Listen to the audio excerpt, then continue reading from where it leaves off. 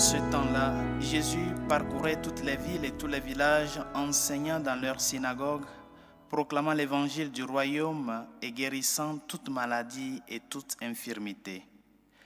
Voyant les foules, Jésus fut saisi de compassion envers elles, parce qu'elles étaient désemparées et abattues comme des brebis sans berger. Il dit alors à ses disciples, « La moisson est abondante, mais les ouvriers sont peu nombreux. Priez donc le maître de la moisson d'envoyer des ouvriers pour sa moisson. » Alors Jésus appela ses 12 disciples et leur donna le pouvoir d'expulser les esprits impurs et de guérir toute maladie et toute infirmité. Ces 12, Jésus les envoya en mission avec les instructions suivantes. Allez vers les brebis perdues de la maison d'Israël.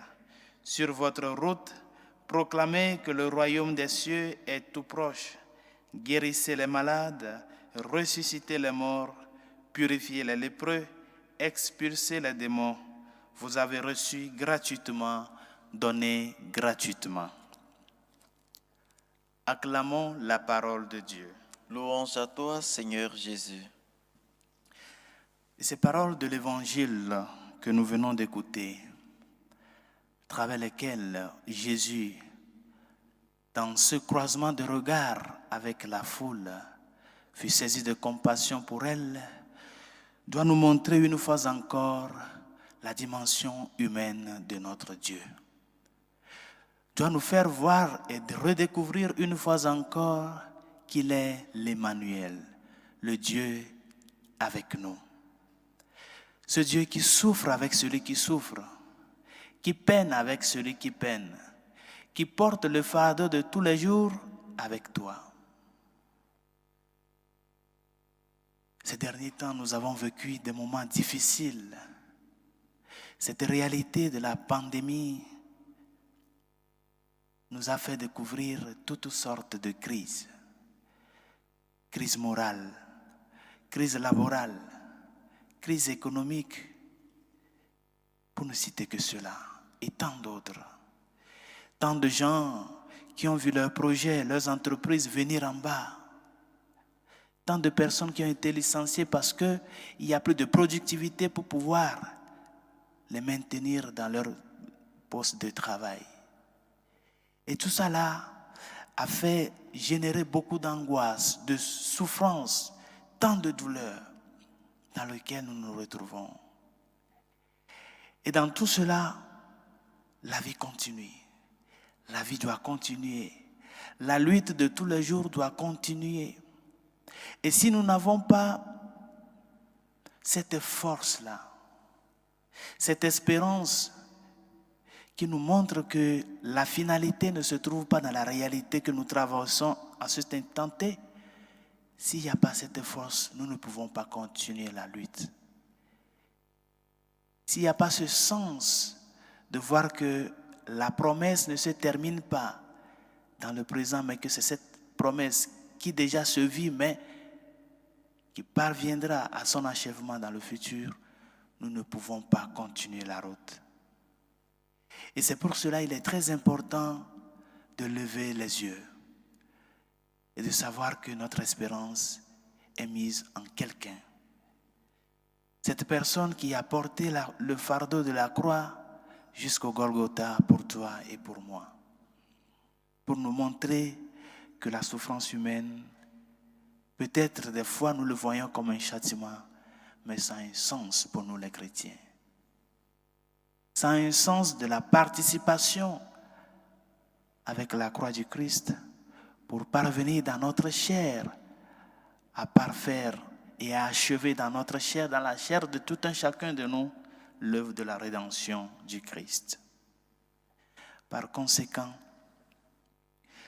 la souffrance, la compassion plutôt du Seigneur ne signifie pas une absence de douleur.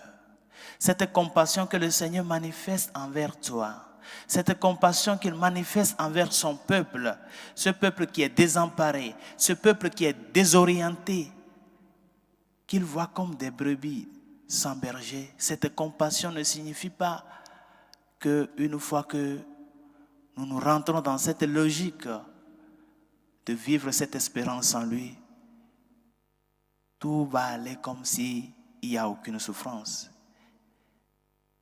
Il y aura la souffrance. Il y aura les douleurs. Il y aura les pleurs.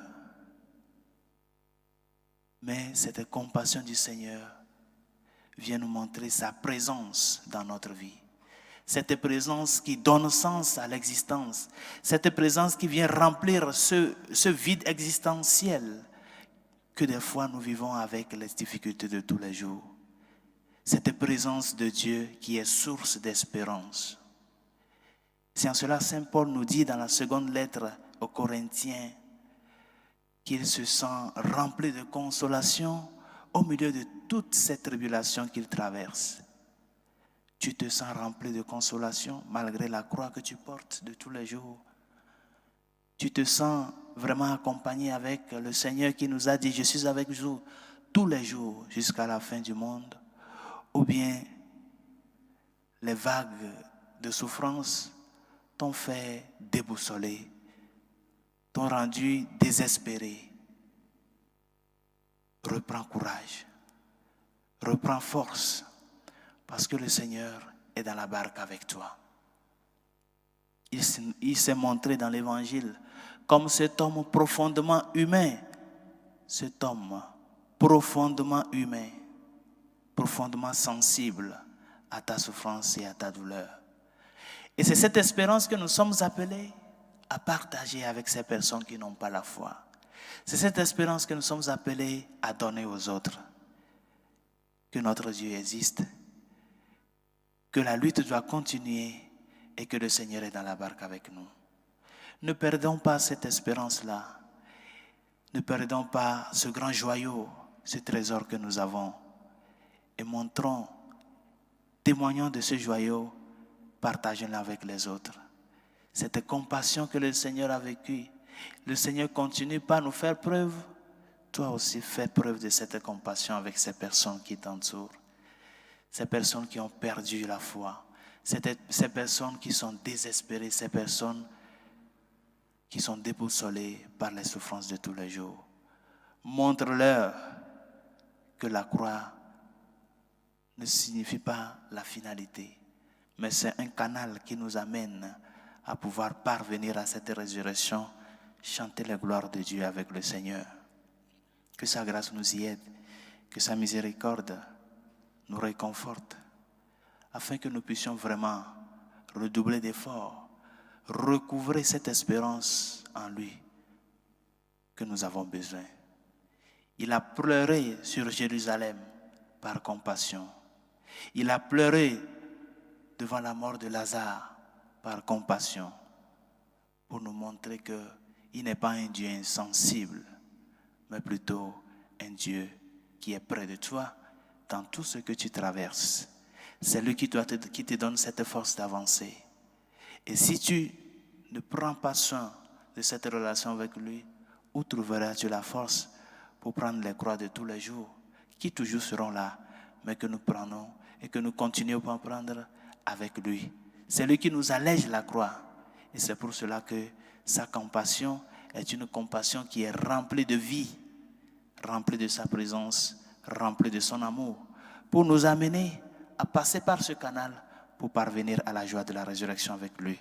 Que ce temps de l'Avent soit vraiment ce temps de patience, de cultiver cette espérance et cette patience dans le Seigneur, continuant toujours par lutter pour pouvoir le montrer aux autres à travers nos témoignages de tous les jours.